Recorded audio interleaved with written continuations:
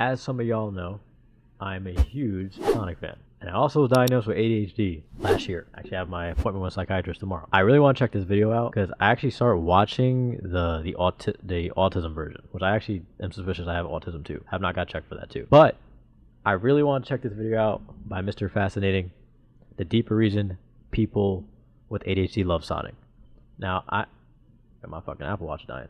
Sonic's the reason I play video games to this day. Ever since I played Sonic the Hedgehog 2 on the Sega Genesis when I was like 3-4 years old back in the day. 28 now. Yeah, I just love Sonic. That franchise, I love everything about it. We're gonna check this video out because I'm really curious what he has to say. It is general knowledge that Sonic has a pretty big fan base within the ADHD community.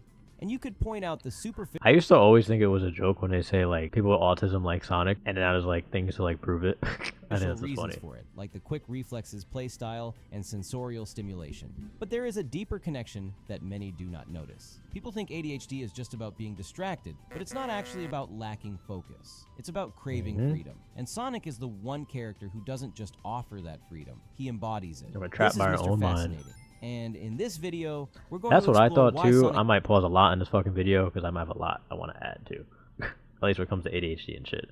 But that's a reason why I used to think ADHD was like, oh, you're always fidgeting and moving around, or you always get distracted or easily distracted. But when I learned it's so much more than that, and then I was like reading up on it and watching other people's experiences, like videos that they were talking about their experience with ADHD and stuff.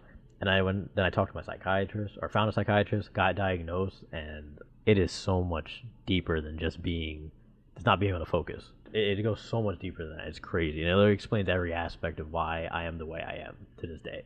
Isn't just appealing because he's fast and relatable, but because he represents everything an ADHD brain desperately seeks.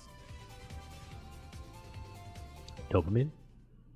ADHD isn't simply about distraction. It's a desperate struggle for a sense of control. People with ADHD have brains that operate on a completely different wavelength. Their minds are in constant motion, seeking out stimulation as a way to achieve equilibrium. Traditional environments like schools, offices, or even other video game series often demand conformity, calmness, and patience.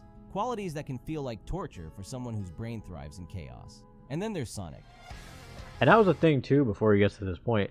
Back in school, I did fairly well in school. Yeah, I was in honors classes, AP courses, and everything. But when I looked back at the reason why I always did well was because the ADHD mind thrives off a sense of urgency a lot of times. And when I look back, I was like, oh, well, I always got my work done, met the deadlines and everything, was able to write an essay in class and stuff. And I thought about it, wait, I only got 43 minutes to write this shit. The homework I was doing, I'm doing it right the class before or the morning right before school. I stopped doing my homework right when I got home, right? Like well into high school, probably from 9th through the rest of my high school career, I started doing homework or copying homework during the school day, like in other classes during a free period, right before the next class, or in the morning, because I realized it's the sense of urgency I needed the whole time to actually get my work done.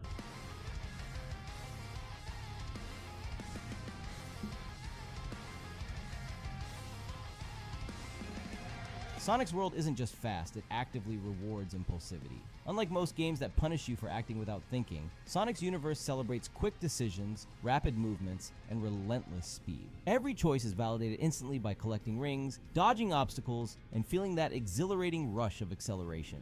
In Sonic's reality, impulsivity is power. It's a strength, it's a skill. This isn't just about going fast, it's about reclaiming a sense of control that society offers. I like that take. Away. For people with ADHD, I like that spin this on isn't it. just gameplay, it's liberation.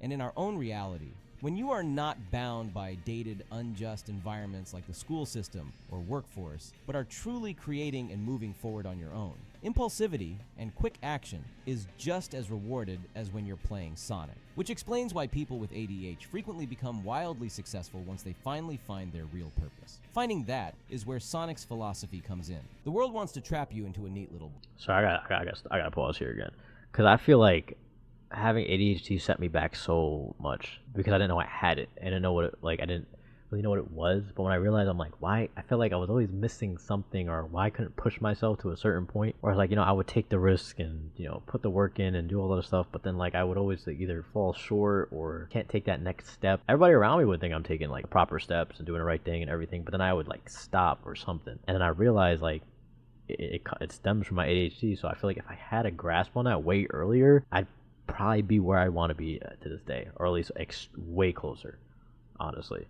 just knowing how to figure out how to like deal with it.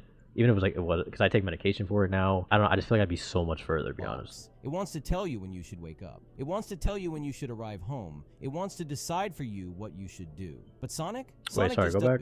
It wants to tell you when you should wake up. It wants to tell you when you should arrive home. It wants to decide for you what you should do. But Sonic? Sonic just does what he wants, whenever he wants, as fast as possible, and he dares you to live just like him. From his inception, Sonic was crafted as a symbol of rebellion against authority and rules. Sonic's best stories consistently highlight this theme, resisting oppression, breaking free from control, and fighting systems designed Hold on, these captions are kind of huge. I thought I made this smaller, bro. Hold on. Wrong shit.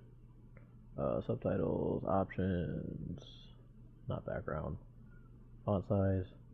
It's 50%? That shit look huge. Okay. Trap and restrain. Whether it's battling Dr. Eggman's relentless machines, resisting oppressive authority, or even defying fate and time itself, Sonic always champions freedom above all else. This rebellious spirit resonates powerfully with people who have ADHD. They often find themselves trapped by expectations at school, work, and home, told constantly to be still, behave, focus, and conform. And the rewards offered just don't seem to be worth it. The pressure can feel overwhelming. That's another thing, bro. It's like in school, like, I thought I couldn't focus in school. Because I would... like, hold on, what did he just say? So I had a point I want to go with that. Just told constantly to be still, behave, focus. Yeah, the thing is, like, actually, maybe I did have a problem, like, not sitting still. But it wasn't enough to be disruptive. Like, some people, like, really just be moving or, like constantly, like, fidgeting in their chair, like, constantly. Or just, like, being a distraction to others where teachers tell them, like, to stop. That really wasn't me. But I definitely couldn't sit still. But I don't know where I was going with that. And the rewards offered just don't seem to be worth it. The pressure can feel overwhelming and the longing to break free becomes unbearable. Sonic doesn't just resonate, he inspires. He embodies the freedom to live outside societal constraints, to rebel against conformity, and to celebrate individuality in its purest form. For ADHD individuals, Sonic isn't just a game character, he's a beacon. A hero who symbolizes their deepest desires, to live unapologetically, to break chains, and to find true freedom on their own. The funniest part? The way the games were designed also mirror this perfectly. The world punishes you deeply for the tiniest mistakes. Sonic just tells you to get up and going yet again. For ADHD brains, environments with instant feedback, predictable chaos, and minimal punishment for experimentation aren't just fun, they're therapeutic. In other games, when your character takes a hit, he may lose a power-up forever. He may lose a life. But in Sonic, you lose your rings, but you just grab them again. You lose momentum, but just spin dash, and you're back on track. Sonic games don't lecture you for failure. They encourage you to try again immediately, keeping momentum alive, never shaming your mistakes, but celebrating. I never thought about it that way.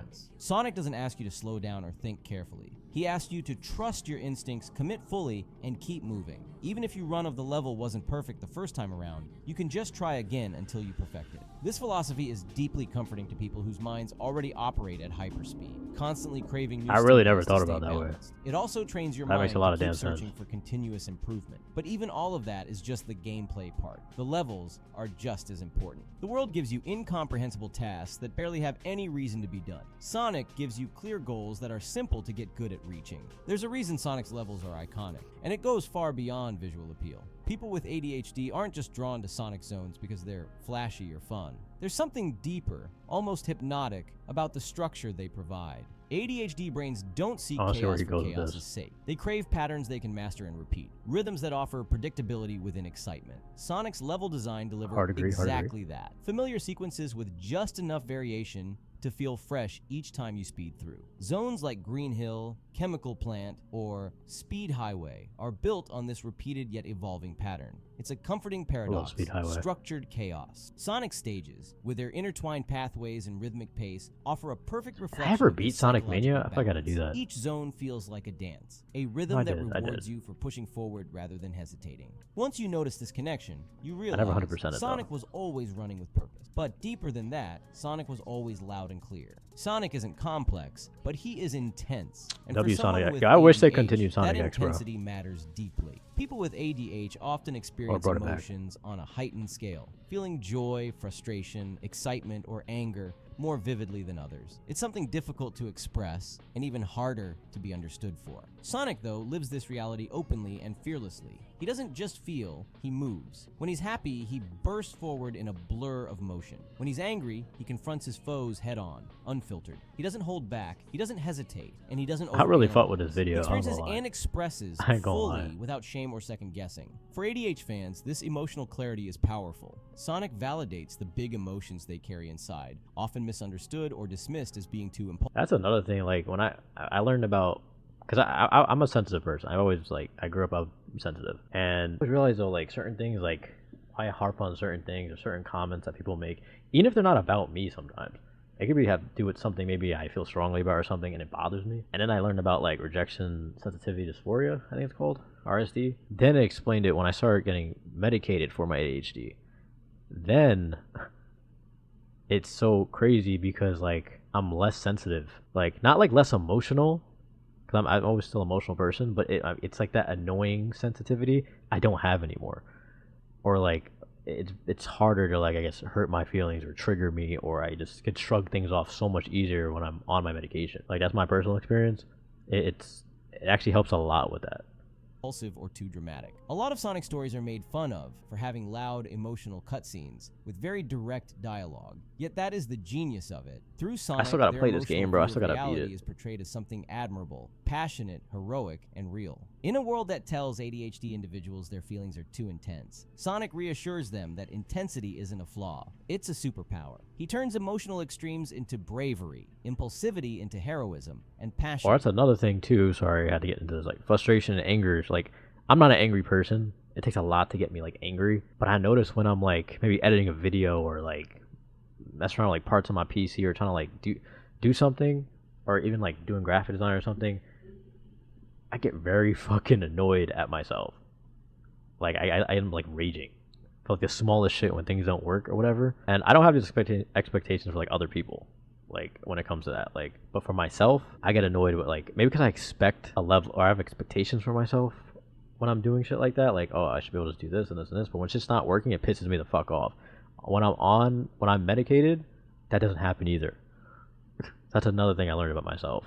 Into strength. And once you think about that, you start noticing that everything about Sonic was made to be like this. At the heart of Sonic's universe is something uniquely comforting for the ADHD brain, a sense of predictable chaos that acts almost like a visual and auditory stim. The sparkling rings, rhythmic music, and the satisfying rush of speed combine into a sensory experience. Sonic games that are is actually thrilling, really great yet for grounding. people with ADHD. It's They gotta predictable be. yet exciting, comforting yet Like when adventurous. you actually think about it. Exactly the kind of sensory input ADHD minds seek to maintain equilibrium. Fans return to Sonic again and again, not just to relive childhood memories, but to find emotional balance in the sensory patterns his world provides. Making Sonic run, jump, and spin through loops becomes a calming Is this why I ritual, play a way Sonic to R regulate emotions when the world feels overwhelming or so much? I unpleasant. haven't played in years, Ironically, actually. a game But why I have renowned for 100% speed of becomes Sonic a source R, of like, emotional stillness and more than comfort any for other game I've ADHD ever played. minds. Sonic's constant motion allows them to As a be form of still in therapy. their own heads, a paradox that speaks volumes about why he resonates so profoundly. Sonic is more than a video game mascot. He's a validation of a life lived differently. He embodies the promise that intensity, chaos, rebellion, and speed are not problems to be solved, but strengths to be embraced. When ADHD fans see Sonic, they see themselves. Not broken or wrong, but exactly as they're meant to be. Free, powerful, and always moving forward.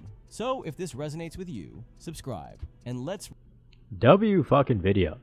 I really, I didn't expect that was going to be the take, but I really like how he framed that entire thing. This is actually the video I was originally going to react to, but I kind of started it a while back because I was curious, so I ended up just choosing this one to react to. But, nah, W video, go check out Mr. Fascinating.